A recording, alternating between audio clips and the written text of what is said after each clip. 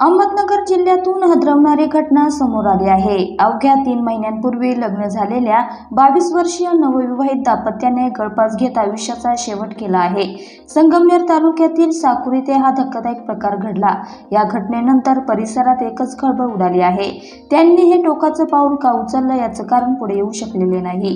वैभव आमले वय 22 आणि स्नेहा आमले वय 20 असं आत्महत्या केलेल्या नवविवाहित दाम्पत्याचे नाव आहे। मिळालेल्या माहितीनुसार वैभव आणि स्नेहा ह्या दोघांचे 3 महिन्यांपूर्वी लग्न झाले होते।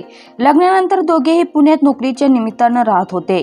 दरम्यान काही दिवसांपूर्वी हे दोघेही आपल्या मूळ गावी साकोरे येथे परत आले होते।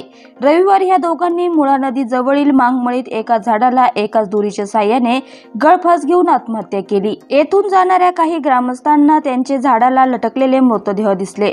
ग्रामस्थांनी याची माहिती घारगाव पोलिसांना दिली। घारगाव पोलिसांनी तातडीने घटनास्थळी धाव घेतली। त्यांनी दोन्ही मृतदेह शवविच्छेदनासाठी पाठवले आहे। पोलिसांनी या घटनेची चौकशी सुरू केली असून घटनास्थळी पोलिसांना कोणतेही सुसाईड नोट आढळली नाही। आमले दाम्पत्याने आत्महत्या का केली याचा तपास पोलिसांनी सुरू केला आहे। मात्र ह्या दोघांनी अचानक आत्महत्येसारखे टोकाचे पाऊल का उचलले असा प्रश्न आता उपस्थित झाला आहे। पुढील तपास पोलीस करत आहे।